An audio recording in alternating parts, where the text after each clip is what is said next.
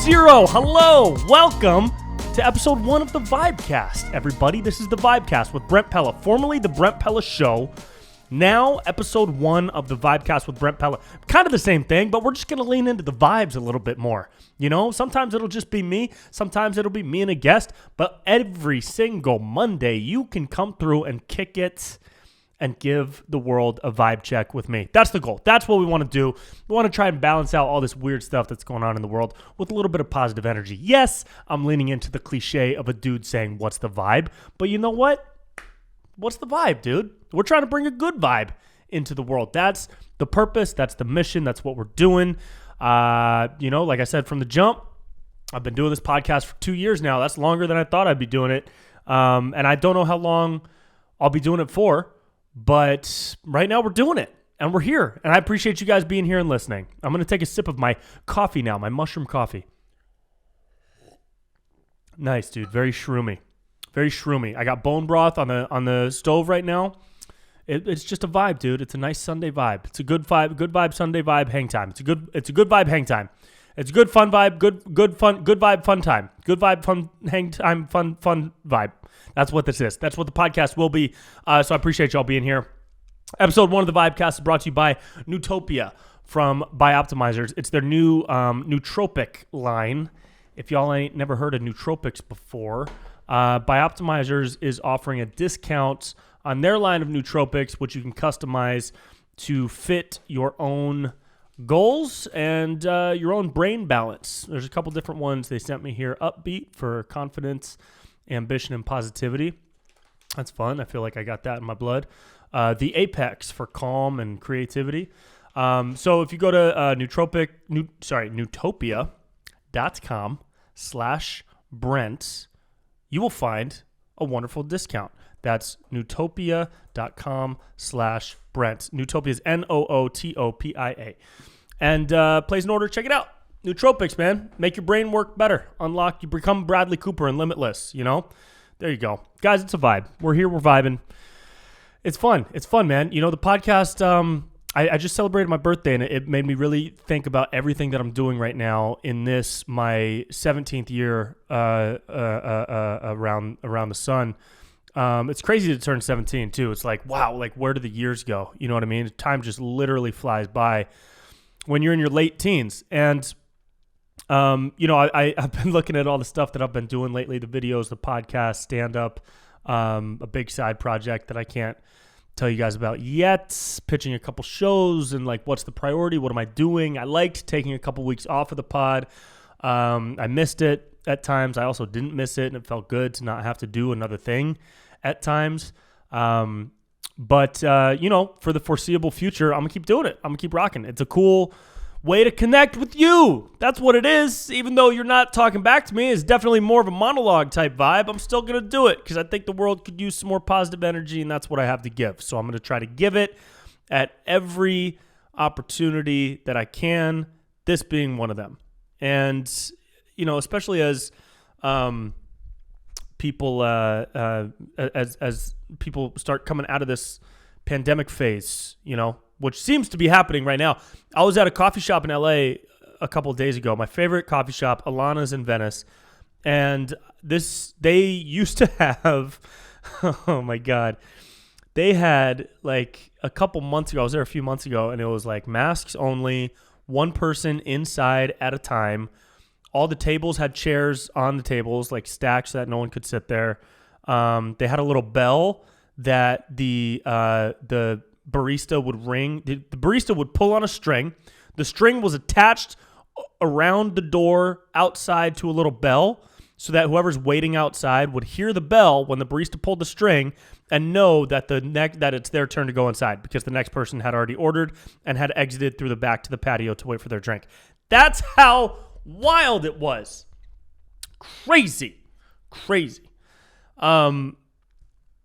And so I went into the same coffee shop a couple days ago, and no signs, no bells, no strings, no little 6-foot distance stickers, not a single person wearing a mask. Packed. People sitting inside, chilling, vibing, working on their screenplay that they're never going to sell. It doesn't matter what they were doing. It's nice to see people out in the world again. And, a lot of people thought that would never happen. A lot of people thought, and I'm talking about people on both sides, dude. Like, a lot of people that were like super, super mega, like, mega like anti-COVID, anti-restrictions, anti-mandates and all that, thought that this was going to just lead to some futuristic dystopia. Maybe, there's still a chance, I guess there's still a chance, but it looks like people are just ready to live again. And then on the flip side of that, there were people who probably fucking hoped that there would always be restrictions and mandates because they just want everybody around them to be the same as them, which is scared of whatever the new thing is, or like on board with the new thing. There's always a new thing. And COVID was the new thing that let a lot of people create their identity around getting mad on Twitter. So, but in between those people lies what I think is a majority of people who are just done, dude. Just fucking leave us alone, bro. The 6 foot stickers didn't save one life. Whoever created the 6 foot stickers is a billionaire. Wherever people got those stickers from, damn, that dude is loaded now, right? But we don't need that shit no more. We don't need it no more. Okay, people are done. People are done. It's time to live, which is really nice. And so that this kind of transition out of COVID is happening exactly 2 years after we started transitioning into COVID, which was like mid-March 2020, and my birthday is mid-March 2020, and this podcast started mid-March 2020. So there's just been kind of like an energy around this time of year for me every year, with all those things kind of floating through my headspace. And the change to VibeCast, it's just it's not really like anything new or crazy. It's still the same set, same dude, bro, same energy, new vibes, same energy, new vibes. And we'll see what that even means as we go. Maybe I get too busy a month from now and the podcast is done. Maybe I do this forever and it becomes the biggest thing I do. Who knows? I'm open to anything. I have a big tour coming up this summer. So if you guys are out in the world and you're ready to live and laugh and love, come see a show. The only dates I can say publicly right now are Huntsville, Alabama, switched from May 12th to May 10th, from Thursday to Tuesday. So if you're trying to come party in Huntsville, Alabama, I'll be there on Tuesday, May 10th. And then the day after that in Nashville, that's Wednesday, May 11th. Aside from that, I am on the road a ton through the summer, but I'm just trying to lock in the dates. I'll name some cities, and I'll drop the dates when everything gets locked in. But Bloomington, Indiana, Dania Beach, Florida, Miami, Orlando, Chicago for sure. Dallas, big shows in Dallas coming up. Seattle, Portland, San Diego, going to be some big shows over the course of a weekend in the summer. Boston, I'm pushing hard for Boston. New York, I'm trying to do a big one in New York. So if y'all are in New York, man, I don't know if it's going to be a full weekend at a comedy club or like one big show at a theater. I don't know which it'll be. But either way, if you're in New York, plan on coming out to hang, dude. Because the past couple shows have been great. I was on the road a lot recently. Oh, I've been doing a lot of cool stuff in the past couple of weeks. So I went I did a whole college run through the South. I did University of Eastern Tennessee State University, University of North Georgia, Dahlonega,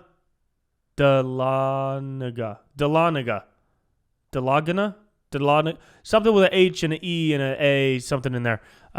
Those were both fun. And then I went to University of Alabama, Huntsville. That was pretty cool because I put it in my rider. If you're an entertainer, you have a rider. You go to different shows, different cities, and you can put like fun things in your rider. I remember this comic, Jessime Peluso, hilarious, awesome chick.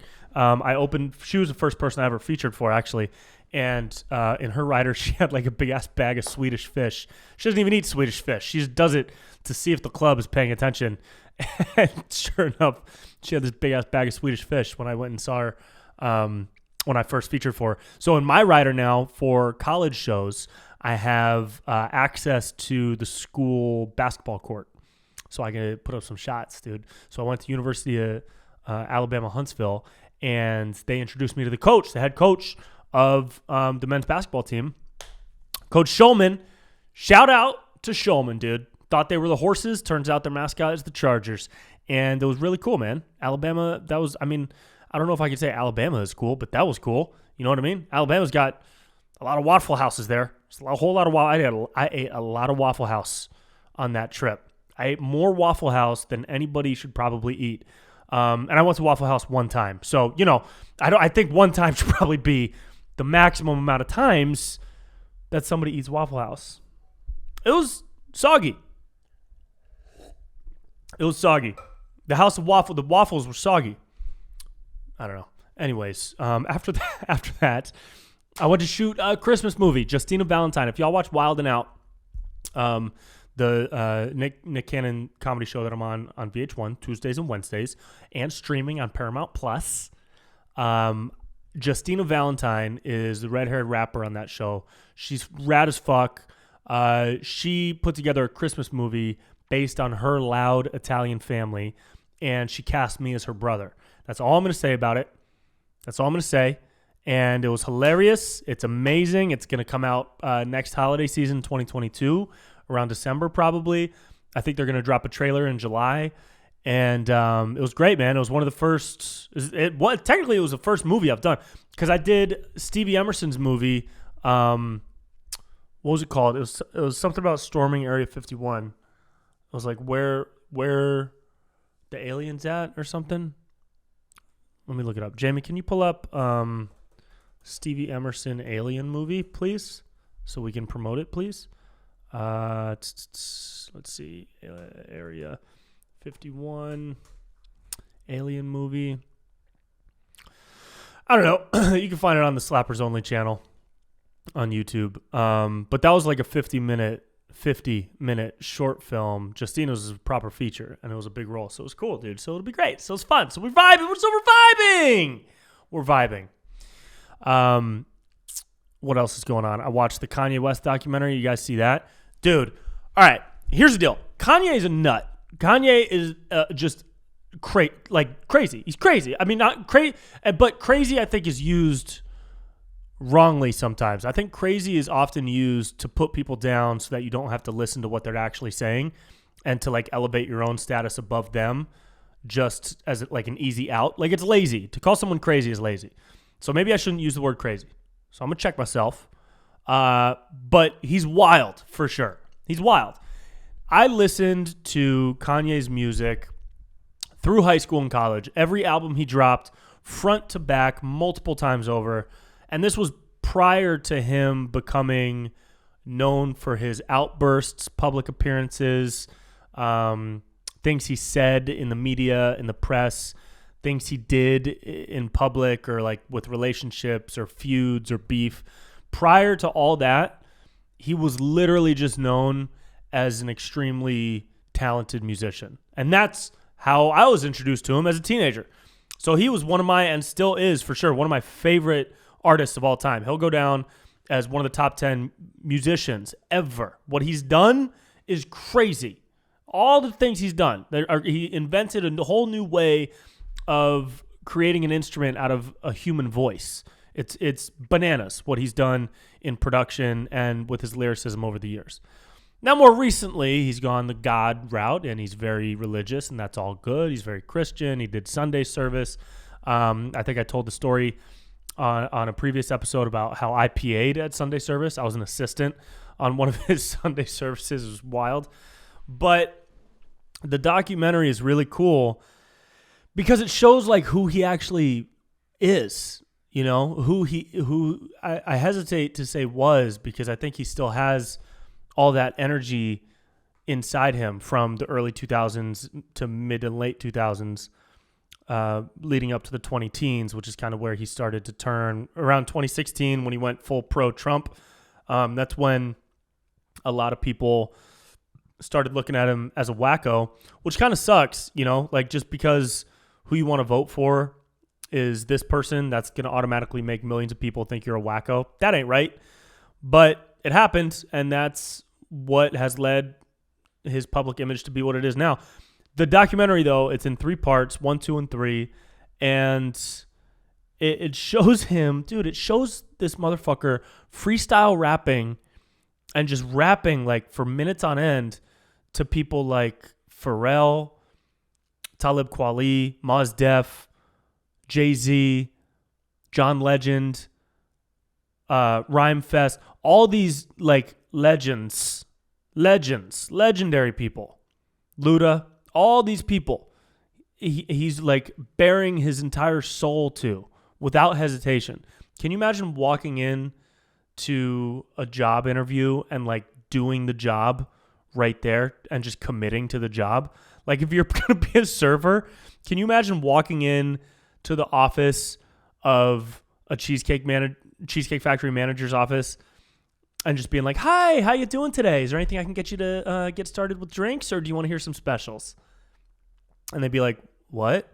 And then you'd be like, "Oh, well, today our special, since this is Cheesecake Factory, our special is going to be deep fried taquitos with 3.5 scoops of butter on top. Those are going to come floating on top of a butter soup. The bowl is made of refried butter, and our happy hour drinks are a butter margarita and a little piece of cheesecake that's actually made of cheese and butter." And they'd be like, "That was really good." But like doing the job, like to do this fucking guy rapped his entire verses in front of these people with no beats. He just did it. The confidence. And that's the difference. I think a lot of people call him a narcissist, but I don't think that he's a narcissist. I really don't. I think there's a difference between narcissism and being supremely confident. And in hip hop, it's different to be supremely confident in hip hop or like any type of music versus sports versus, well, I guess comedy. I guess I can compare comedy here, because in music, or especially hip hop, that confidence is a selling point for your brand.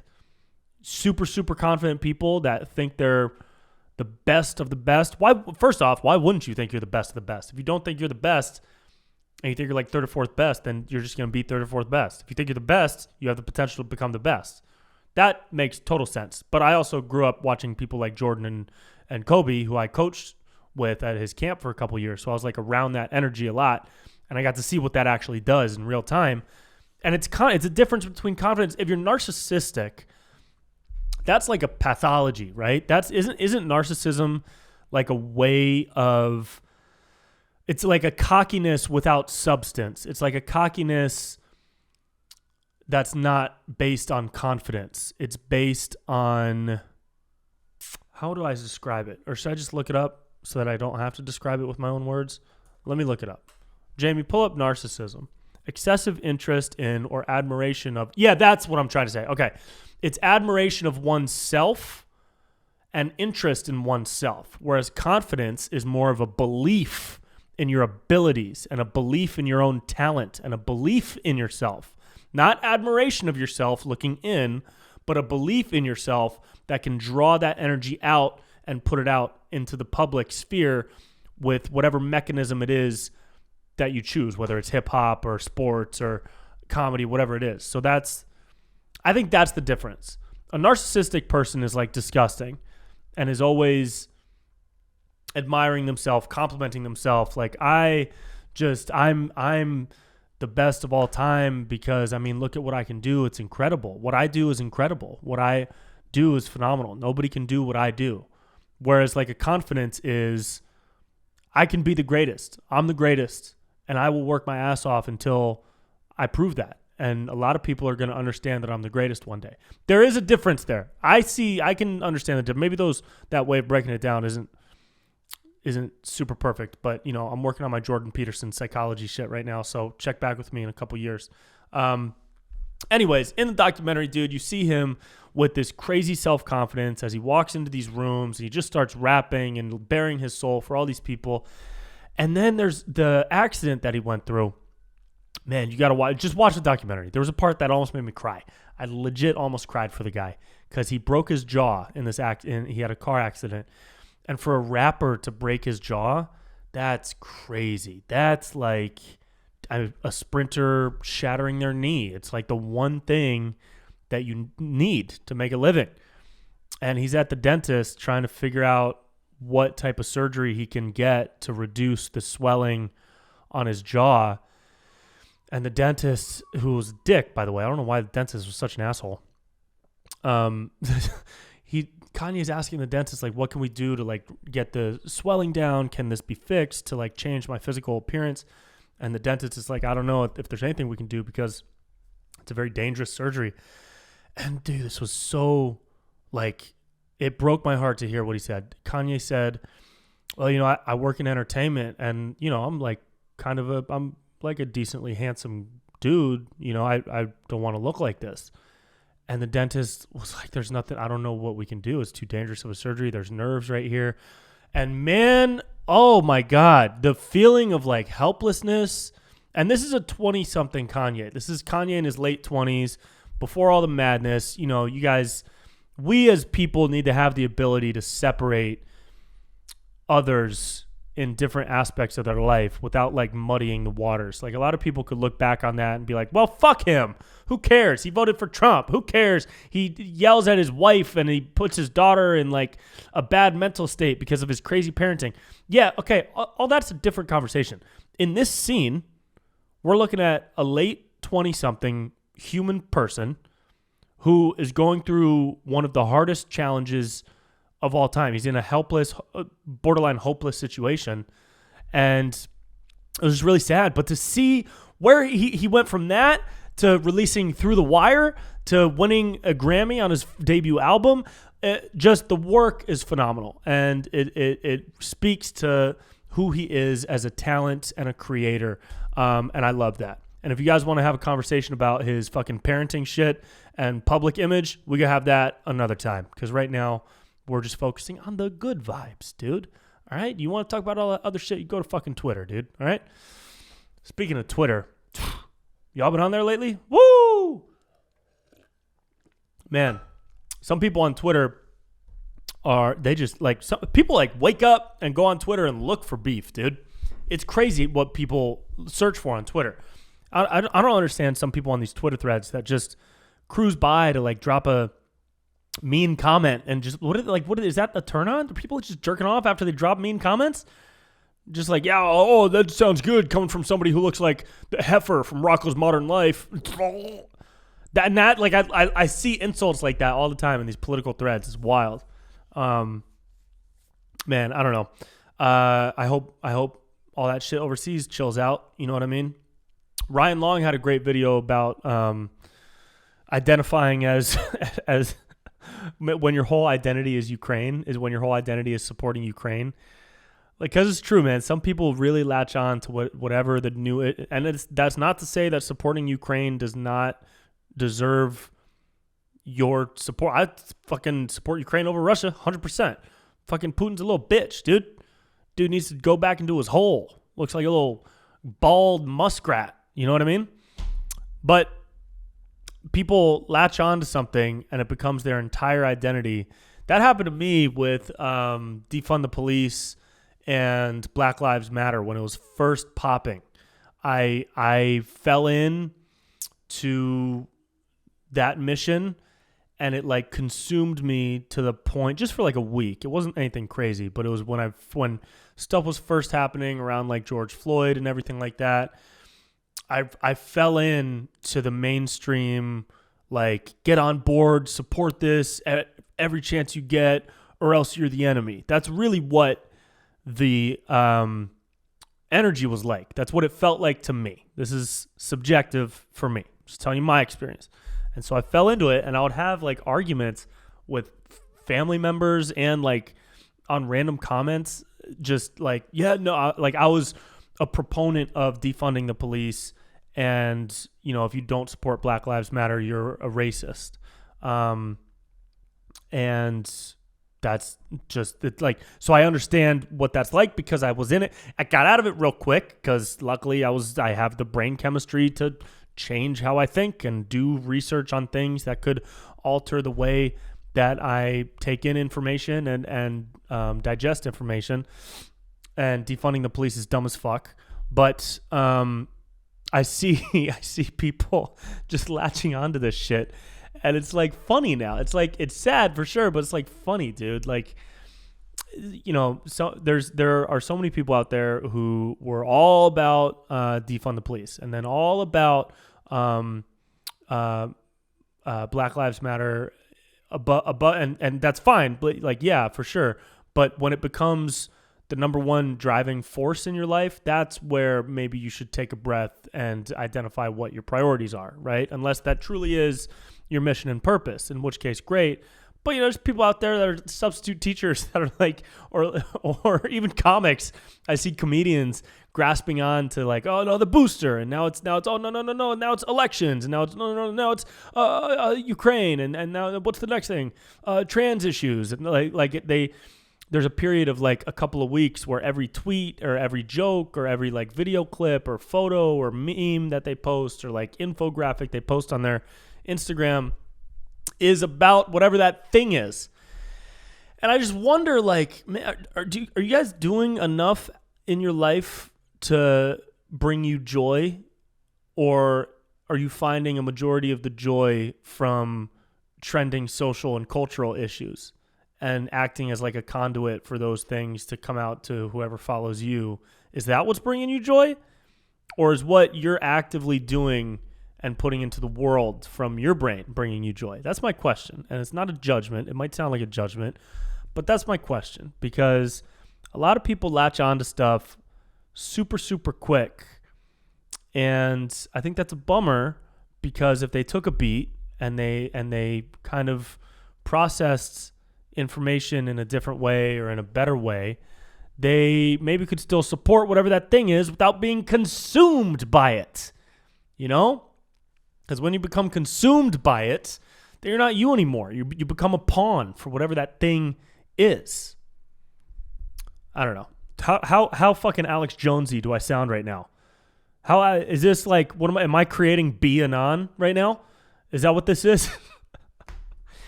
Anyways, got colloidal silver. It'll put a little colloidal silver up inside your asshole, protect you from COVID-20, COVID-21, all the way through COVID-27.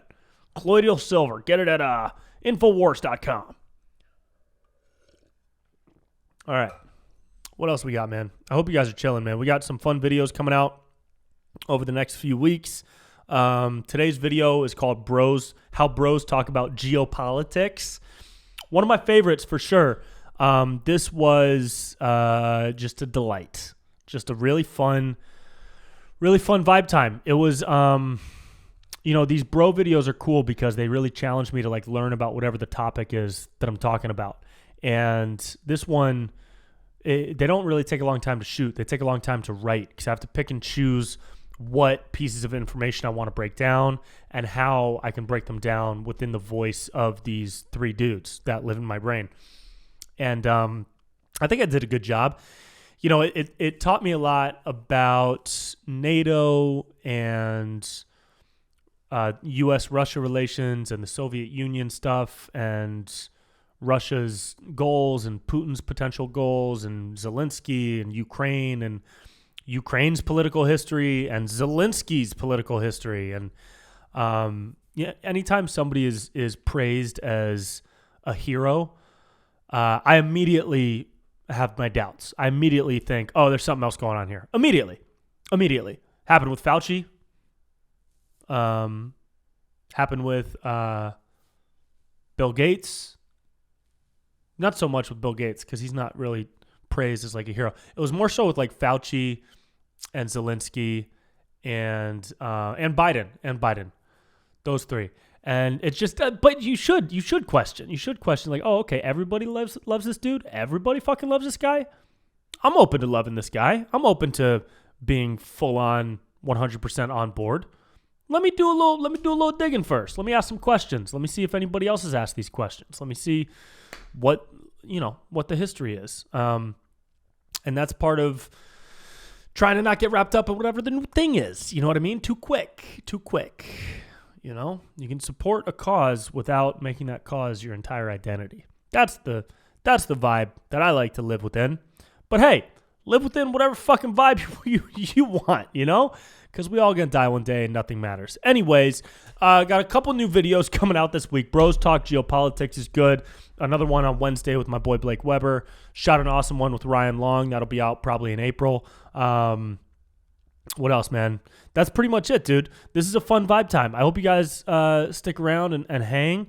You know, we're a small but mighty tribe here on the VibeCast, and I appreciate y'all's energy. I appreciate y'all very much. We got a lot of fun things planned for the spring. We got some cool guests coming up, a couple of comedian friends of mine, couple of an author, a journalist, a couple other people that I just want to hang and vibe with. A few more DJs over the course of the summer, and we're just gonna keep it moving and see what happens, bro. Because we out here, you know, as the aliens say, we out here. All right.